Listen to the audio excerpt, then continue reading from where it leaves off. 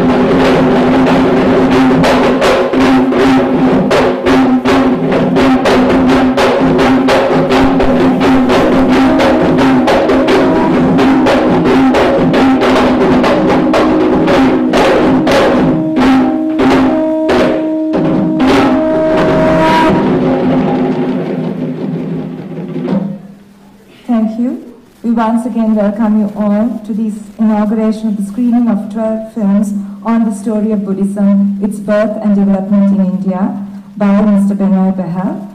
This is brought to you courtesy of the SAARC Cultural Center in association with the High Commission of India and Sri Lanka, the Indian Council for Cultural Relations and the Indian Cultural Center. I now call upon our Director, SAARC Cultural Center, Mr. G.L.W. Samarasinghe, to address the gathering.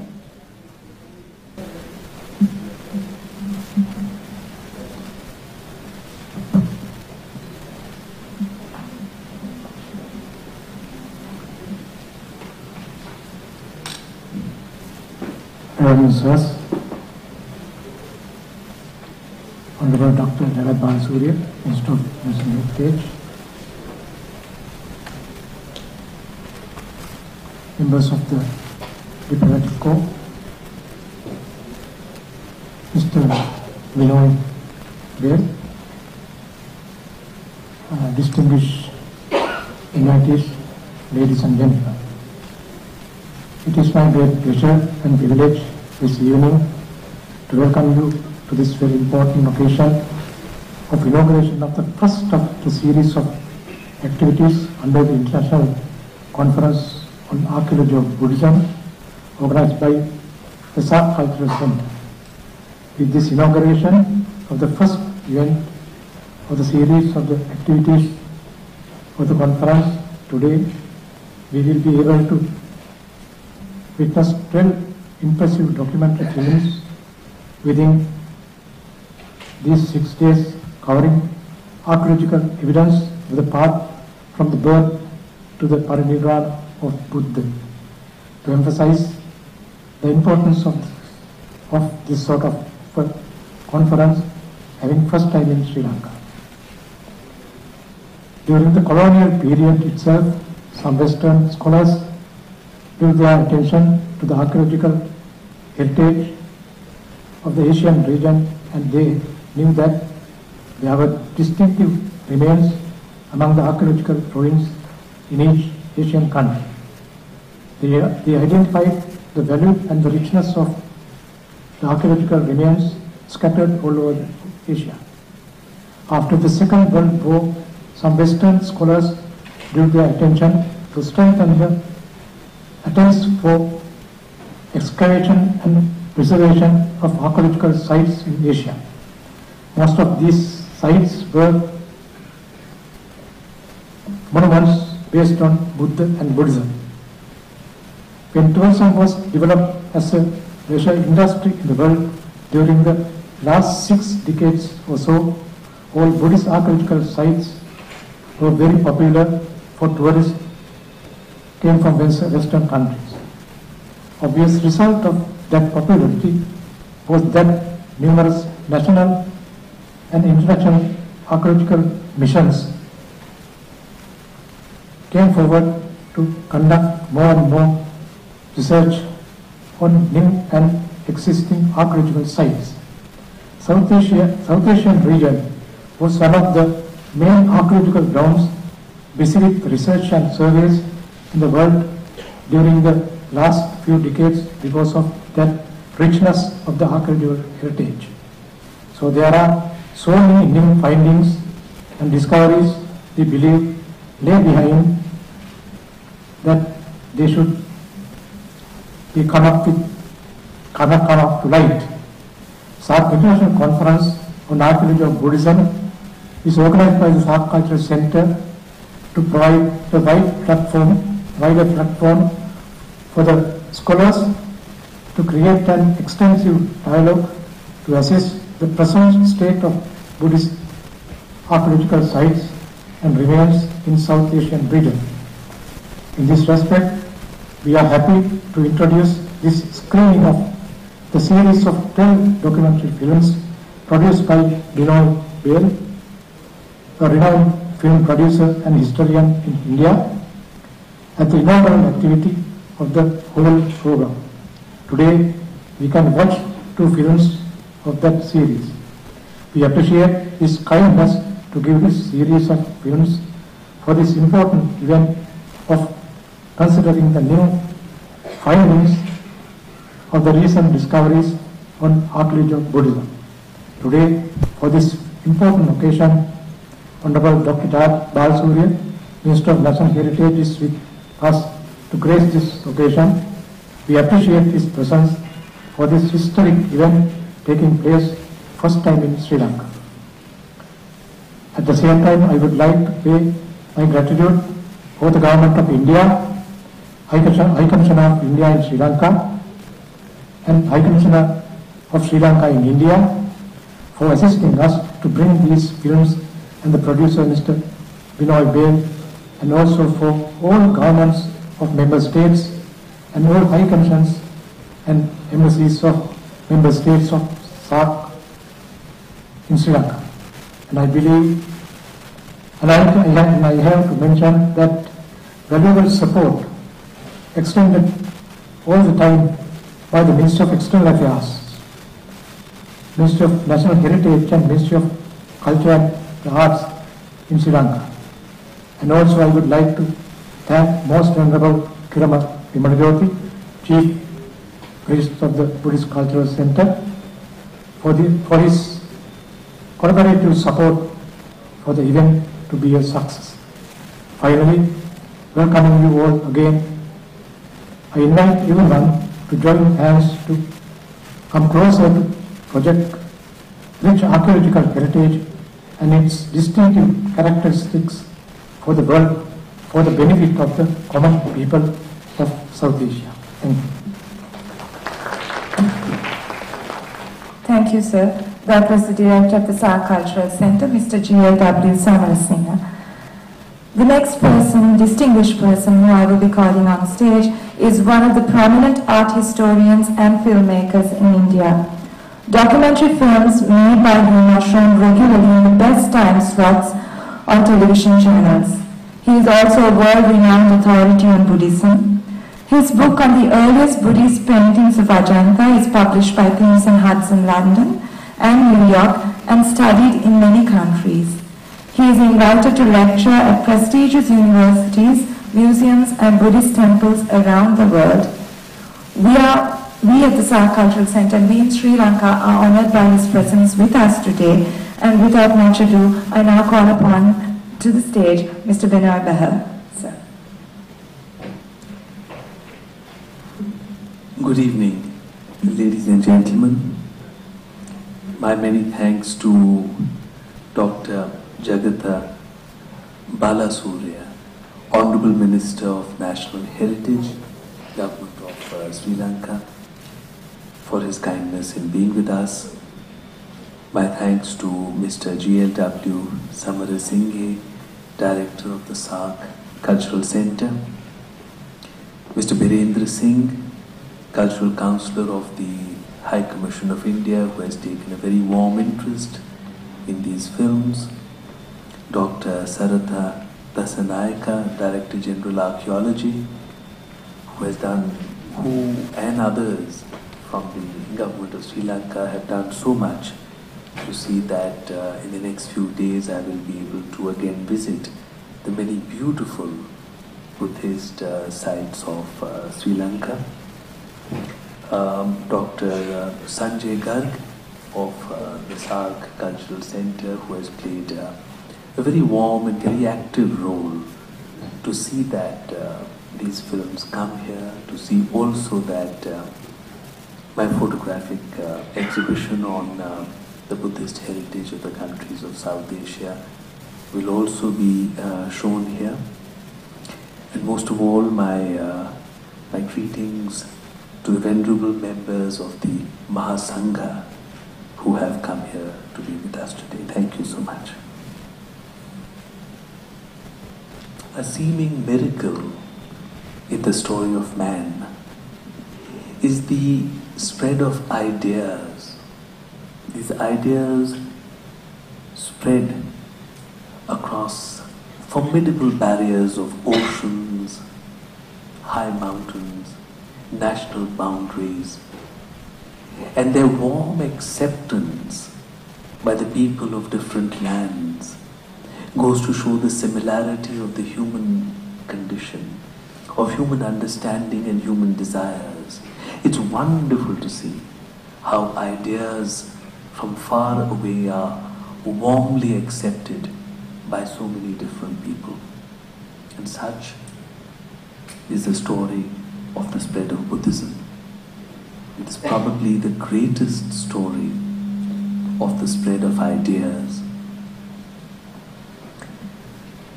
My own journey of the documentation of Buddhist art and Buddhist sites, which I have done in 19 regions in 17 countries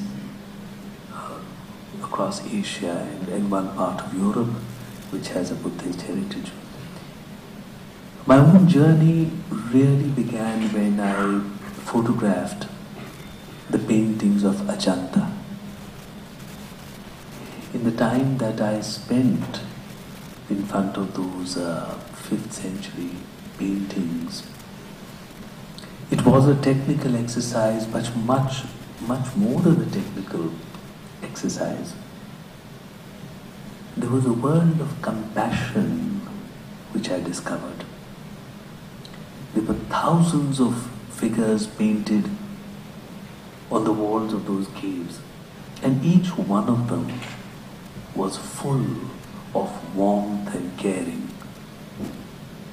It was a wonderful world which enveloped me, which took me over and really changed my life, gave a certain meaning to my life thereafter. And it is this understanding of what was behind that spirit of compassion in that world which has been my search, which has been really my only work or the only purpose of my life thereafter. Buddhism is not a religion in the modern understanding of the word religion. It is a wonderful science of life or a science of the mind. It addresses what it is that creates the pains of life in the world and how to address that, how to remove the cause of those pains. There is a deep font of joy and peace which there is to be found inside us. Something which takes us far from the noise and clamor of the material world to that grace, that peace, that shanti which can be found within us. And all of Buddhist art, all Buddhist thought helps us in that direction. It is my very great pleasure to share these 12 films with you over the next few days about the birth and development of Buddhism in India. Thank you very much. Thank you, Mr. Behel, for sharing with us your journey on Buddhism. A word of compassion, warmth and caring you referred to. I think that is what the world needs right now.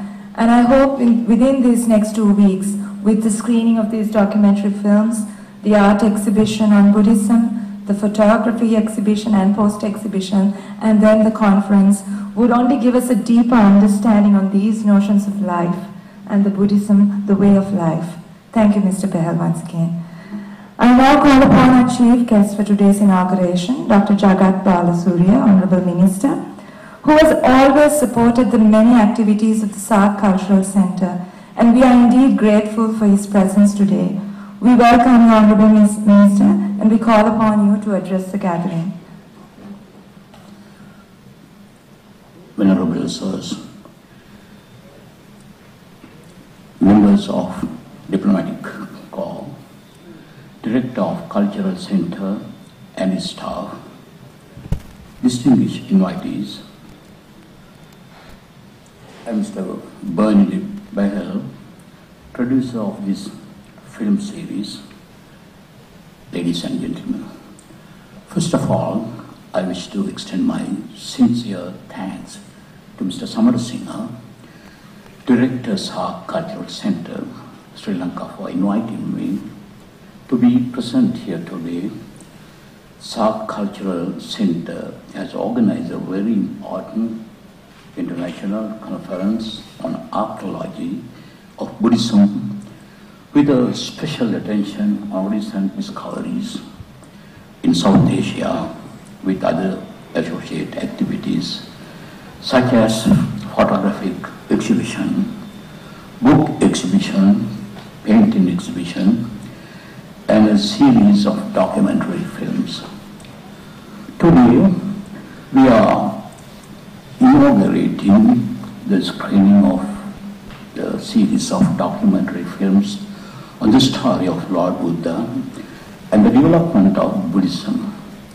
These films has been produced by Mr. Ben C.K. Behel, one of the famous filmmaker and a prominent art historian in India.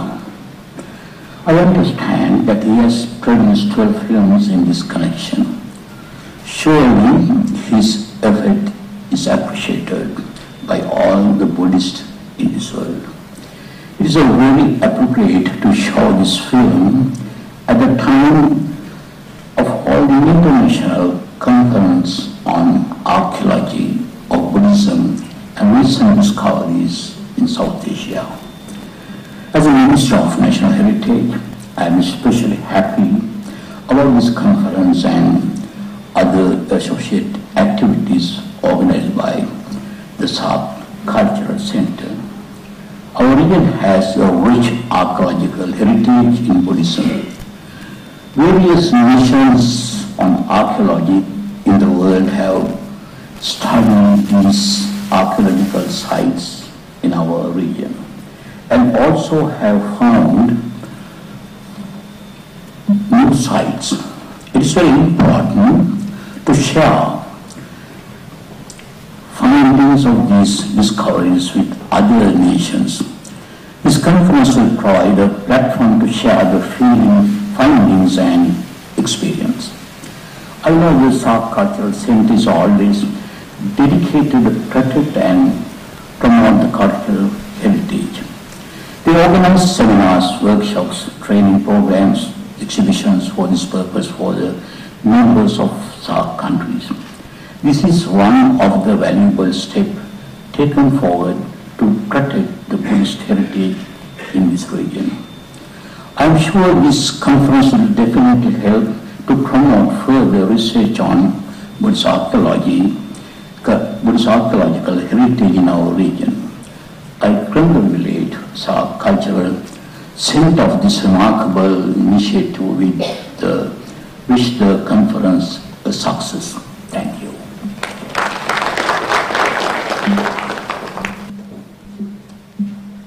Thank you, Honourable Minister, for the good wishes and for your continued extension of support and encouragement for the SAARC Cultural Centre activities.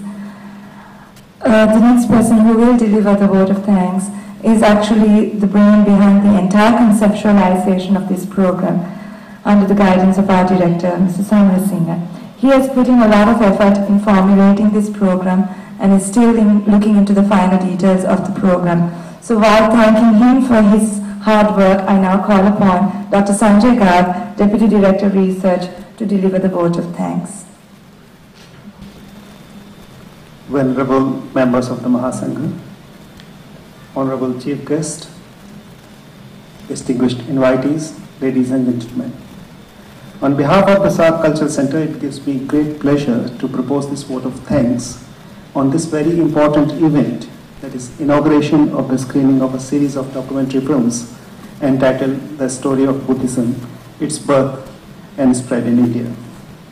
This event, as you have been told, starts a series of associated events that have been planned to mark the main event, the SAARC International Conference on Archaeology of Buddhism, Recent Discoveries in South Asia, which commences in a week's time from now. The SAARC Cultural Center, which is the only regional center of the 8-member South Asian Association for Regional Cooperation in this country, has been set up with the intention of promoting cultural cooperation in order to bring the people of South Asia closer. In keeping with the SAARC mandate for culture, emphasis is placed on acknowledging the diversity in culture and reflecting the richness of culture found in the region of the SAARC. With this in mind, the center organizes various events and research projects every year covering culture and the arts, bringing together scholars, academicians, artists, performers, filmmakers from across the SAARC region. The present conference and the events associated with it revolve around the central theme of evolving a platform for information sharing and a methodological consensus in the studies of Buddhist art and archaeology in the region. The screening of these documentary films also provide a prelude to the exposition of the sacred Kapilvastu relics in Sri Lanka, which begins its island-wide tour on 19th of August, and which is part of a special agreement between the governments of India and Sri Lanka.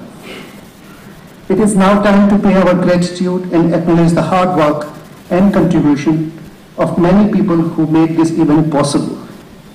On behalf of the SAARC Cultural Center, first of all, I would like to thank our chief guest, Honorable Dr. Jagat Balasuriya, Minister for National Heritage, Sri Lanka, not only for sparing his valuable time to be with us on this occasion, but also for his steadfast support to all the activities of the SAARC Cultural Center. I remember, sir, last month when we held a meeting with you, with the Honorable Minister, as a true scholar that he is, he immediately saw the importance and significance of this conference and the events associated with it, and placed his unflinching support to our initiatives. Thank you very much, sir. We thank you from the bottom of our heart and look forward to your continued patronage.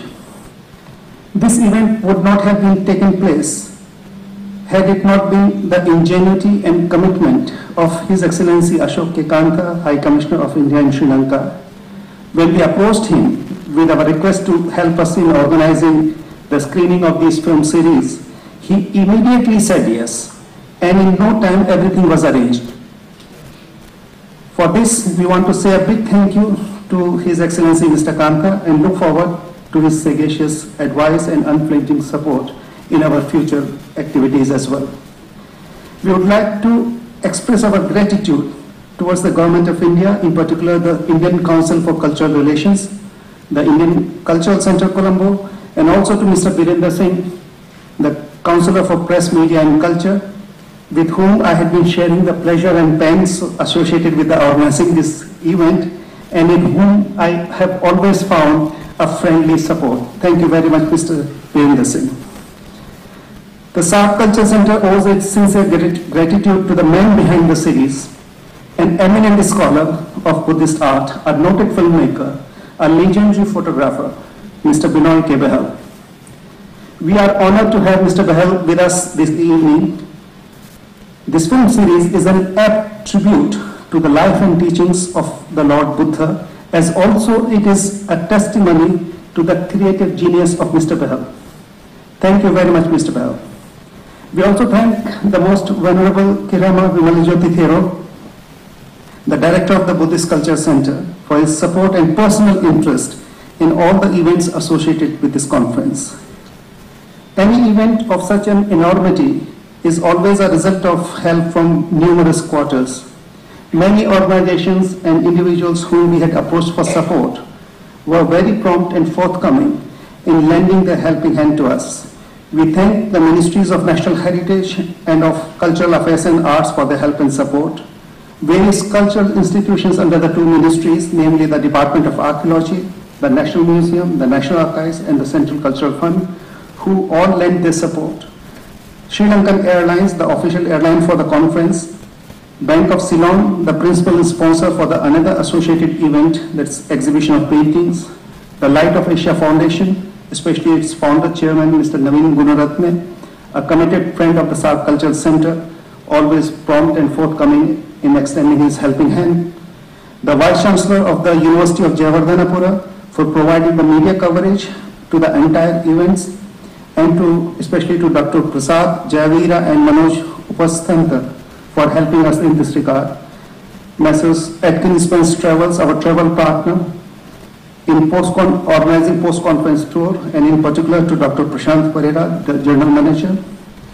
The Sri Lanka Tea Board for adding a special flavor to the conference. We also thank the Embassy and the High Commissions of the SAARC member states in Sri Lanka for their support. The SAARC Division, Ministry of External Affairs, Government of Sri Lanka, especially to its Director General, Mr. V. Krishnamurthy, who had always been very prompt in attending to our incessant requests, and the SAARC Secretariat in Kathmandu.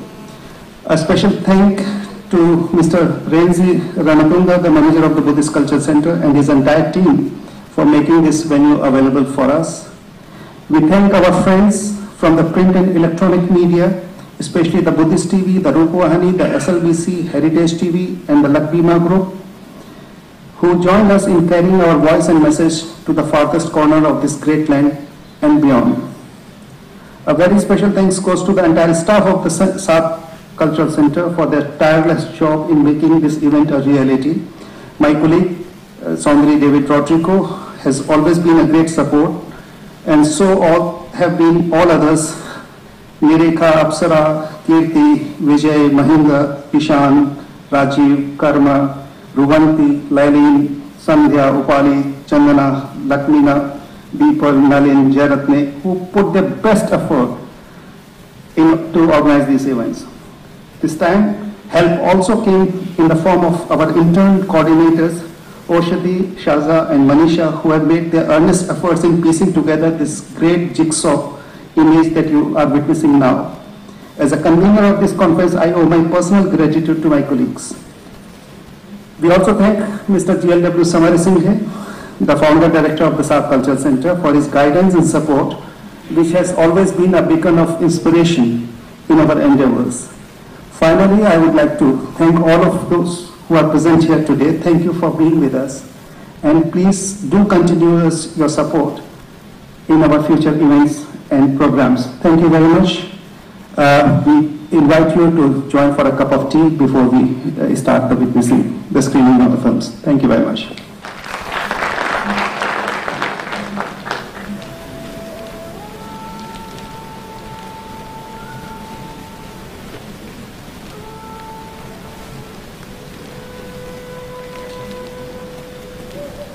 It was the beginning of the first millennium BC. In the Indian subcontinent, great philosophic ideas which were to last forever were being crystallized. The material world which we see around us was considered Maya or Mithya, an illusion. The high purpose of life was to rise above these limitations, to lift the veils of illusion and to see beyond, thereby to break the spell of the transitory world or samsara. In this age, numerous thinkers gave up the attractions of the material world to search for the truth. They left behind their material possessions and their emotional bonds with their families. They sought to be free of the endless pursuit of desires in the material world. The greatest renunciator of the period was Gautama Siddhartha, known as the fourth or the seventh Buddha or enlightened one. Millions of his followers continue till today as one of the greatest religions of the world, Buddhism.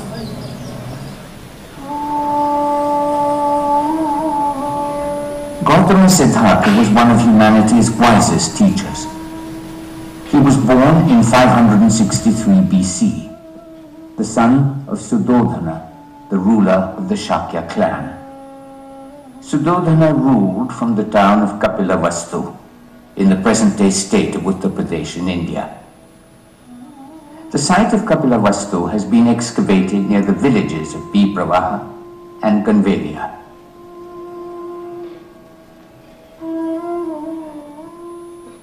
Before Gautama was born, it is believed that his mother, Queen Maya, had a dream. In her sleep, she saw a white elephant entering her womb. Asita, the court astrologer, was told about the dream. He said, "Queen Maya, you will have a son. He will be destined for greatness in whichever path he chooses, whether as a great king or as a renunciator and savior of mankind." Thus, the arrival of a great being was heralded.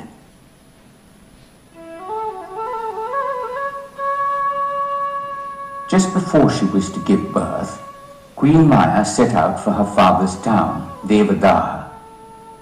On the way, she halted in a grove at Lumbini, which is in present-day Nepal. Here, as she reached up to take support of a branch of a sal tree, a son was born from under her raised arm.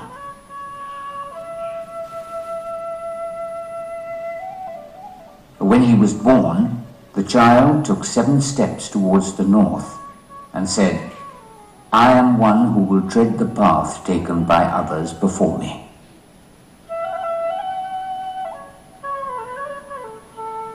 Ashoka, the great Indian emperor of the 3rd century BC, erected a pillar at Lumbini to commemorate this sacred site.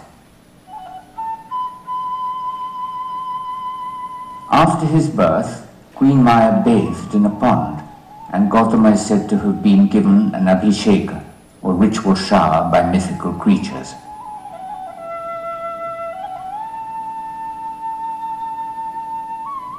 Gautama led a princely life and was kept away from all the pains and miseries of the world. His parents were afraid of the possibility that he may renounce the world to become an ascetic. However, Gautama had an innate thoughtful nature and an inclination towards meditation.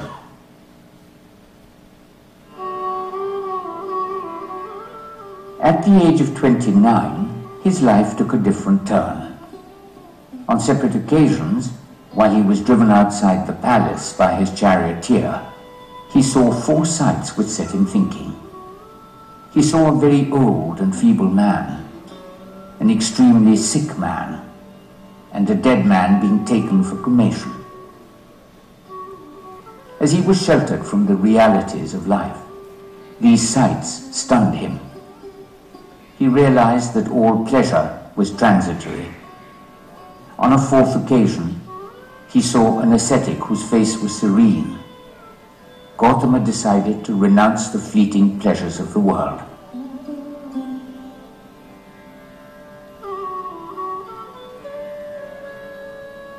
In the stillness of the night, Gautama bade a silent farewell to his sleeping wife and son.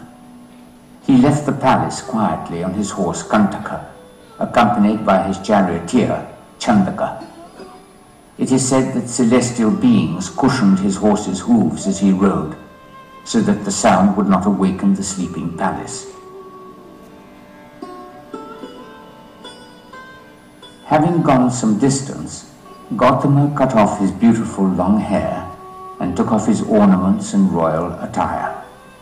These and his horse Kantaka he sent back with Chandaka. It is said that his horse Kantaka, who loved him very much, turned around for one last look at Gautama. In that moment, Kantaka's heart broke and he died.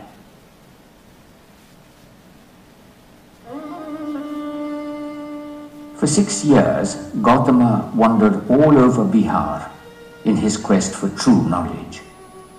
He looked for teachers who may be able to show him the path of release from samsara, the endless cycle of life and death in the illusory world. None were able to satisfy him. He subjected himself to the severest austerities in the belief that this would elevate the mind. He denied himself food and water till he was reduced to a skeleton. However, the truth remained beyond his grasp.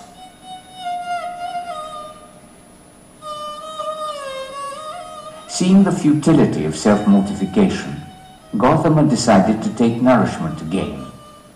This would sustain his body and give him the clarity of mind he desired. He accepted a bowl of sweet rice milk offered to him by a village girl, Sujata. A grass cutter offered him a bundle of soft grass on which to sit. Next to the Niranjana river at the village of Uruvela, Gautama sat down to meditate under a peepal tree. For days he sat in meditation, determined to seek the truth. Mara and his armies, the personifications of our doubts, confusions, and temptations, assailed him from time to time.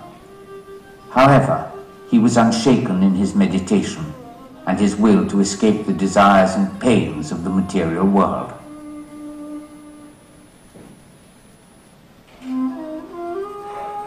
It was a full moon night. Gautama sat under the tree and continued his quest. Finally, his mind dispelled all the darkness of confusion. He fully realized the truth of the cause of suffering and the path to happiness. After 6 years of struggle, Gautama attained his goal. He had become a Buddha, one who has gained Bodhi, the knowledge of the truth. One man's glorious journey in search of enlightenment was successfully completed. In this, there was the beginning of a great journey for mankind. Gautama Buddha had resolved to preach what he had realized.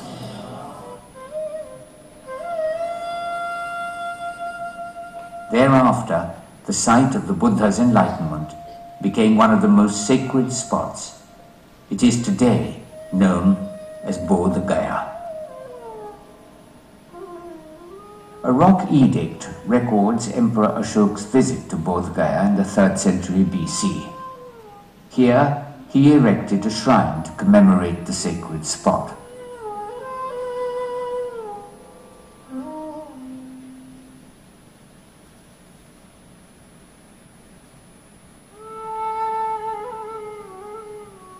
At Sarnath, near Varanasi, the Buddha delivered his first sermon to his 5 former companions. This event is known as the Dharma Chakra Pravartana, or the setting into motion of the wheel of law. The Buddha spoke of 4 noble truths. He said, there is dukkha, or suffering. There is samudaya, the cause of suffering. There is nirodha, or the removal of the cause of suffering. And there is marg, or the path leading to the removal of the cause of suffering. Now this, O monks, is the noble truth of sorrow. From birth it begins. Old age causes sorrow. Sickness causes sorrow. Death causes sorrow. Contact with unpleasant things causes sorrow. Separation from pleasant things causes sorrow. And not getting what one wishes for also causes sorrow. Now this, O monks, is the noble truth about the origin of sorrow. Sorrow arises from craving, which leads to rebirth and a thirst for sensual delights. Desire leads to the seeking of satisfaction, now here, now there. That is to say, the craving for gratification of passions, or the craving for life, or the craving for success. This is the cause of sorrow. Now this, O monks, is the noble truth about the removal of sorrow. Sorrow shall be gone when desire ceases and no passion remains. Now this, O monks, is the noble truth about the way which leads to the removal of sorrow. It is the noble eightfold path. This is the path of moderation. It keeps clear of the 2 extremes of self-indulgence and self-mortification. This path is the noble eightfold path of the right views, the right thoughts, the right speech, the right action, the right means of livelihood, right effort, right mindfulness, and right contemplation. Hearing Buddha's enlightened words, the 5 ascetics were at once converted and formed the nucleus of the Buddhist Sangha, or order.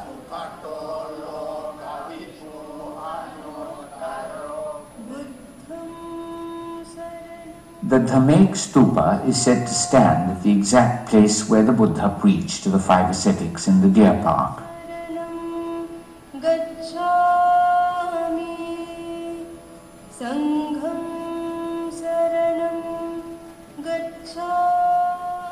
Emperor Ashoka built many great stupas to honor the Buddha. Each of these was called a Dharmarajika Stupa, and these contain the holy relics of the Buddha. One of these is at Sarnath.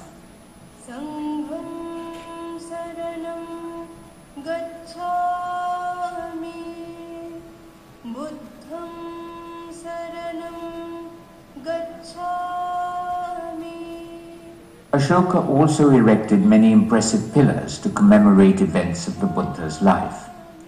The Ashoka pillar at Sarnath, with its famous capital of 4 lines, was erected at the place where the Buddha established his first Sangha, the Buddhist congregation.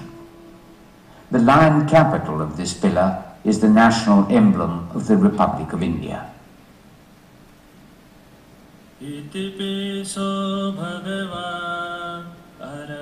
The Buddha wandered ceaselessly from place to place in present-day Bihar and Uttar Pradesh.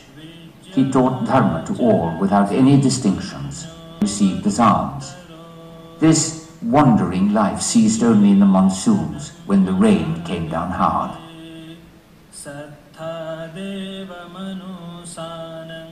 The Buddha frequently visited Rajgir, the capital of the kingdom of Magadha.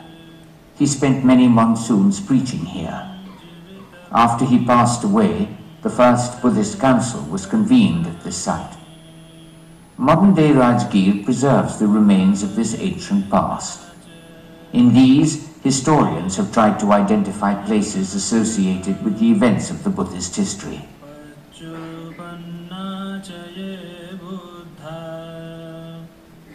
The Buddha preached in the easily understood local dialect of the people. He spoke of universal equality, charity, and logical reasoning. Large numbers flocked to his sermons and became followers. At the age of 80, Gautama Buddha headed towards Kushinagara in present-day Uttar Pradesh. There he told his close disciple Ananda that his end was near. Ananda was miserable and he cried bitterly. The Buddha told him not to grieve the loss of his master's transitory self. He said, "Dharma is your refuge."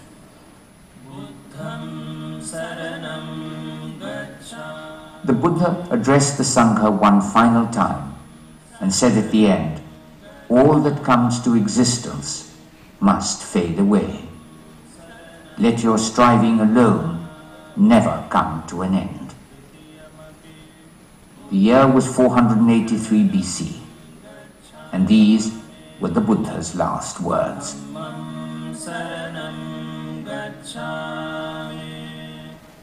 Following the Buddha's Mahaparinirvana, his relics were distributed among 7 groups of his followers, who enshrined them in stupas. The Pali chronicles tell that Ashoka opened these original stupas and redistributed the relics in other stupas across his lands. Archaeological excavations have shown that the core of the stupas at Sanchi and Amravati date back to Ashoka's period. However, building activity continued at these sites. What is visible today does not belong to the Mauryan period.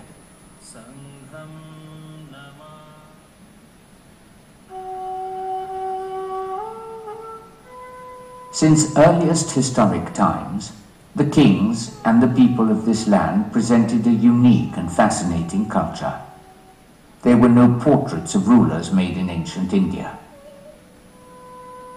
Emperor Ashoka does not even mention his own name in most of his edicts. He is just referred to as Devanampiya Piyadasi, beloved of the divine, and one whose vision is filled with adoration.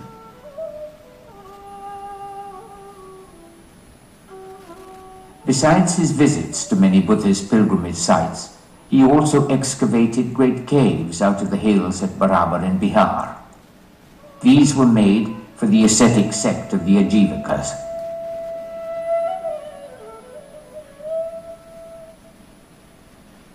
Ashoka's inscriptions of the 3rd century BC are a remarkable record of a compassionate and cosmopolitan vision, a vision which has not been surpassed by any ruler till today. He says, "His Sacred Majesty does reverence to men of all sects. A man must not do reverence only to his own sect, while disparaging the sects of others."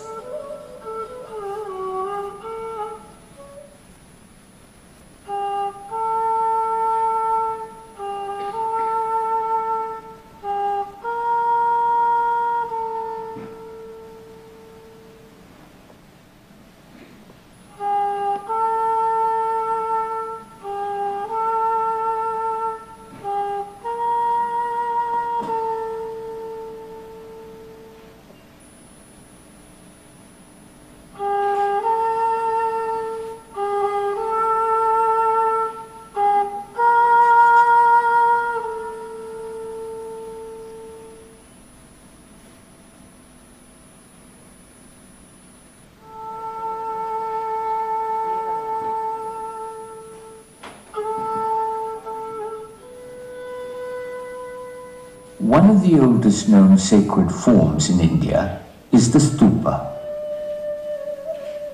It is seen in Buddhist and Jaina monuments from early times.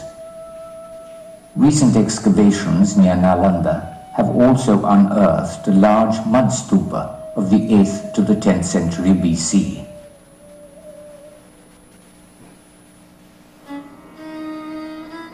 In 483 BC, Gautama Buddha attained parinirvana, the final escape from the illusions of the material world.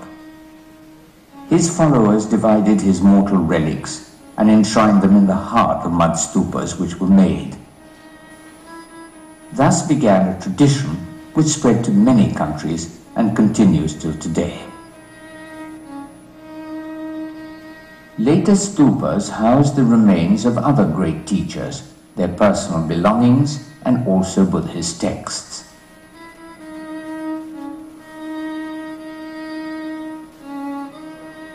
In the 3rd century BC, Emperor Ashoka is believed to have retrieved the Buddha's holy relics and enshrined them again in stupas which he constructed across his kingdom.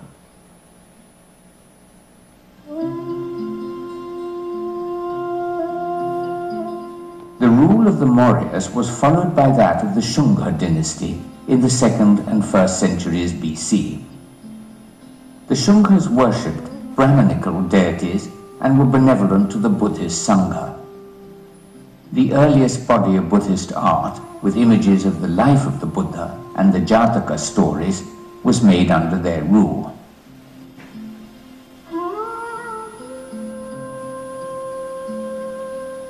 Around 100 BC, a great stupa was made at Bharhut in the eastern part of present-day Madhya Pradesh. Between the sacred and unadorned form of the stupas and the mundane world beyond were made Vedikas or railings and Toranas or gateways. The railings create a path for the devotee to walk around the revered stupa.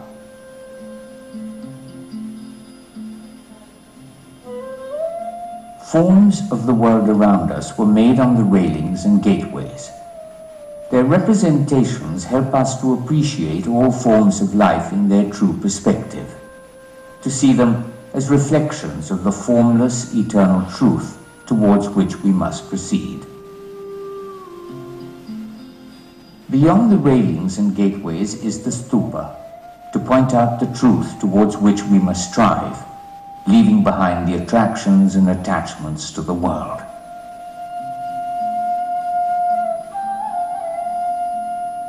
The 9-foot-high Vedika and the Torana are made in imitation of the wooden architecture of that time. This is the earliest stupa railing to have survived.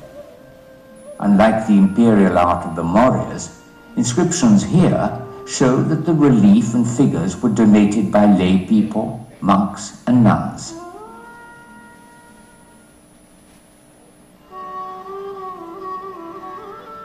Images of yakshas and yakshis come to us from times immemorial. These embody the spirit of nature and serve to remind us of the divinity which underlies all that is around us. They represent the protection of nature and its great fertility, which ensures the continuance of life.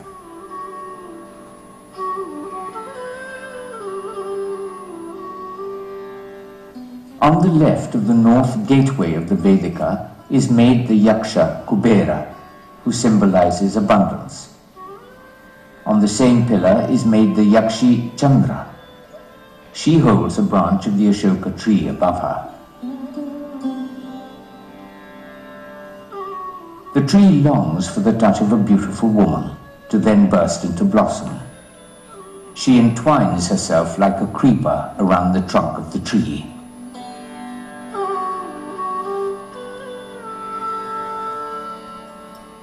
The deity of prosperity and abundance, Lakshmi, is also made on the Vedika. This is the earliest image of the deity, who is later seen in the stupas of Sanchi and in other Buddhist art. Lakshmi is also a popular deity in other Indic traditions.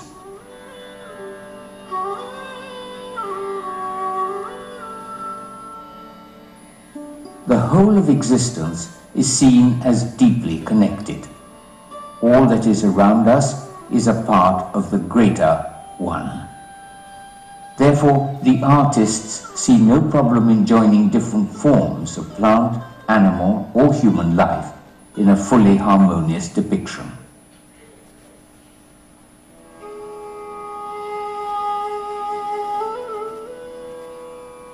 As the worshipper goes around the stupa, stories made on the railings remind him of the virtuous qualities of the Buddha. Jatakas, or tales of the previous lives of the Buddha, are used to exemplify the rules of conduct in everyday life.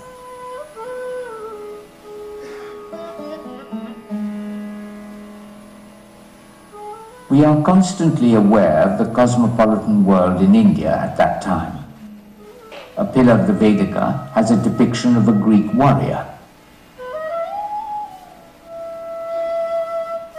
On another railing, we see a Nagaraja, a serpent king. He is in human form, but has a serpent's hood. Like yakshas and yakshis, Naga deities serve to keep us conscious of the power, the protection, and the fertility of nature.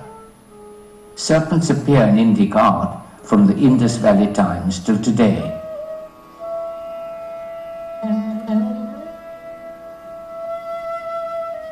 Many of the roundels in the Vedika have lotus medallions. Human figures are also made within these. In Indic thought, the lotus is a symbol of purity and of rising above the mundane, of transcendence.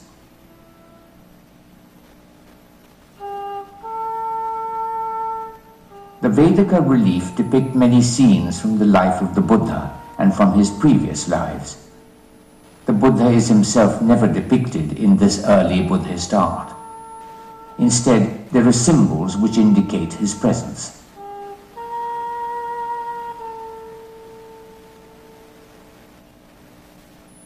One of the remarkable aspects of early Indian art is that the focus was not on individuals, and there were no portraits, even of kings.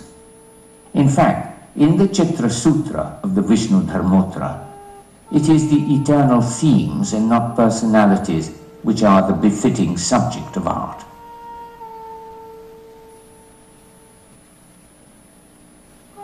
The focus in the art of the early stupas is on the ethical message.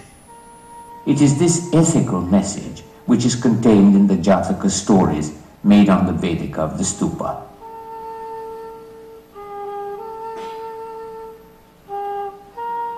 One of the marvelous aspects of the art of this period is that sublime character, rare even in humans, is presented in the sculpted animals of the Jataka stories.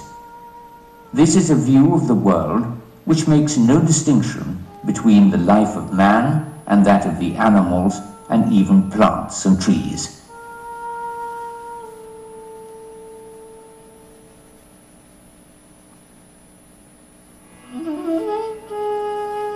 The city of Vidisha was on the trade route which connected the plains of the Ganga to the western coast.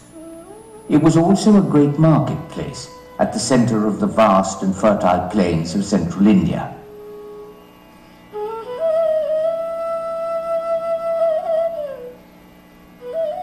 At Sanchi, on a low hill close to Vidisha, are the finest surviving early Buddhist stupas.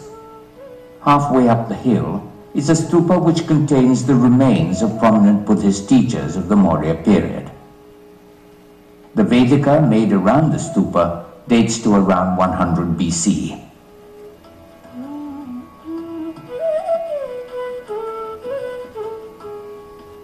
The Vedika has medallions and half medallions with reliefs. Corner pillars at the entrances are fully carved. The deity of prosperity and abundance, Lakshmi, is here being lustrated by elephants who pour water over her. The relief is shallow and the style is similar to that of Bharhut.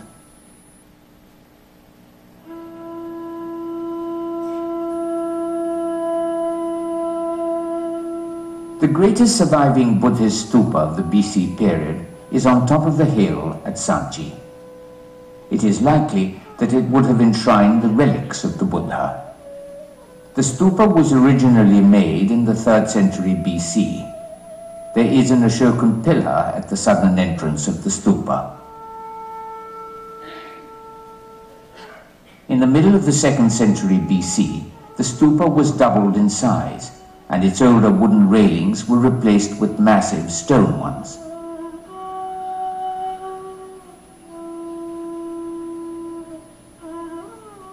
By the end of the 1st century BC, the Satavahanas, kings of the Deccan region, extended their rule to central India. They worship Brahmanical deities. However, major stone renovations here during their time made this stupa one of the most significant of all Buddhist monuments. 4 gloriously carved stone toranas, 34 feet high, were made. They were completed in the 1st century AD. The traditions of art established in the time of the Shungas achieved greater sophistication in these magnificent toranas.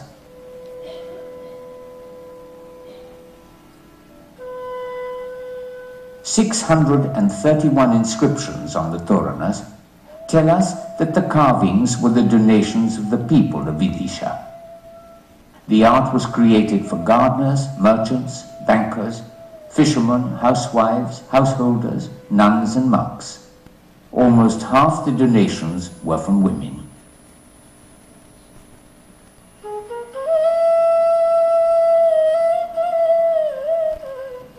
The massive Vedikas are plain and without carvings. The sculpted toranas have 2 upright pillars, which support 3 horizontal bars or architraves. The west gateway has dwarves who support the finely carved bars of the torana. The dwarves, or gunners, are made with rolls of fat and vast bellies which bulge over their dhotis. They have individualized facial expressions. Gunners continue as a favorite theme of the Indian artist in the centuries to come. They deepen the sense of the reality presented in art, where the humorous and the sublime coexist, reminding us that everything has its place in existence.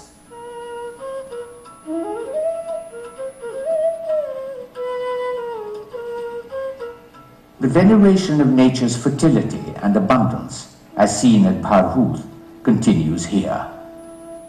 24 auspicious women are made as bracket figures on the gateways. On the east torana is a beautifully made yakshi who holds the branch of a mango tree above her. The notion of the creative vitality of nature and its fruitfulness is convincingly portrayed here.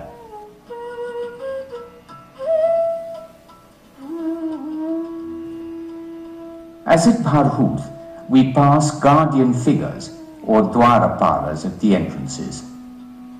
One figure is in Indic garb, a dhoti and turban.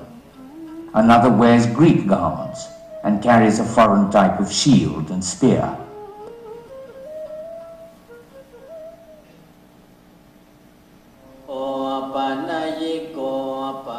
The reliefs on the toranas bring us the jatakas of the Buddha's previous lives, as well as events from the life of Gautama Buddha. The setting of the stories richly reflects the lives of the towns and villages at the time when the art was created. The Sanchi reliefs are the most important visual record of the architecture and lifestyles of the period.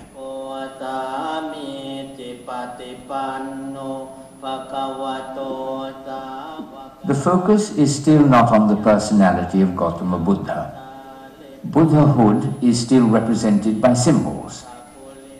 The wheel represents the first teaching of the Buddhist Dharma.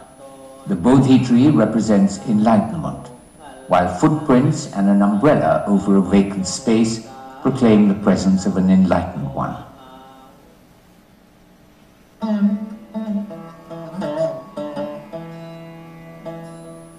Toranas of the stupa at Sanchi present a view of the overflowing activity of life.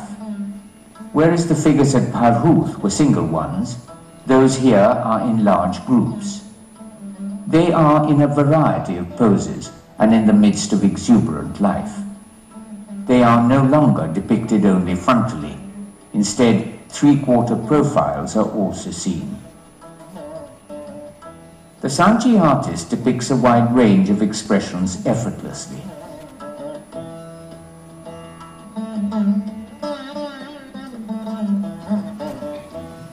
The great stupa at Sanchi has an inscription on the eastern gateway which mentions that the exquisite carvings on the gateways are the work of ivory carvers of Vidisha. Indeed, the stone is so finely carved here that it reflects the care and detail of work on delicate ivory.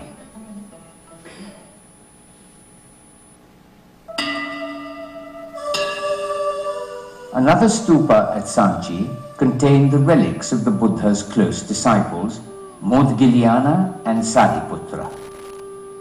The one Toran here was made under the rule of the Satvahanas in the 1st century AD. As in the earlier stupas, here is a vision of the world which sees the unending rhythm in all of creation. The vine of creative blossoming moves with a pulsating life through the Vedika. It brings to us life in many forms: flowers, fruit, animals, humans, and mythical creatures.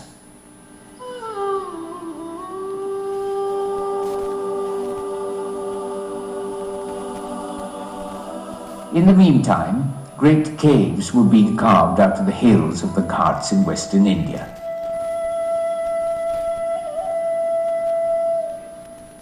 Deep within the heart of rock, the seeker was provided a haven of peace, far from the noise and clamour of the material world.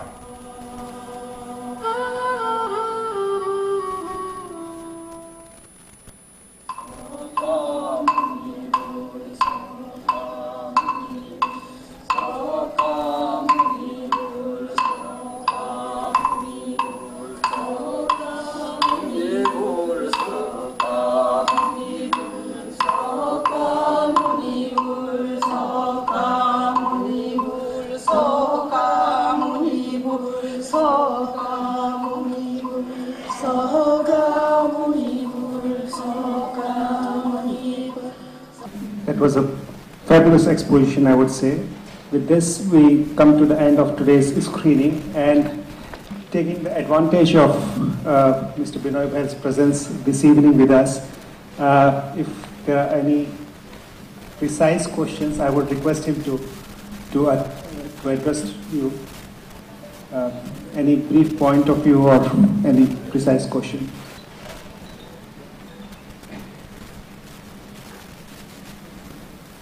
When there are no questions, it is presumed that things are aptly clear.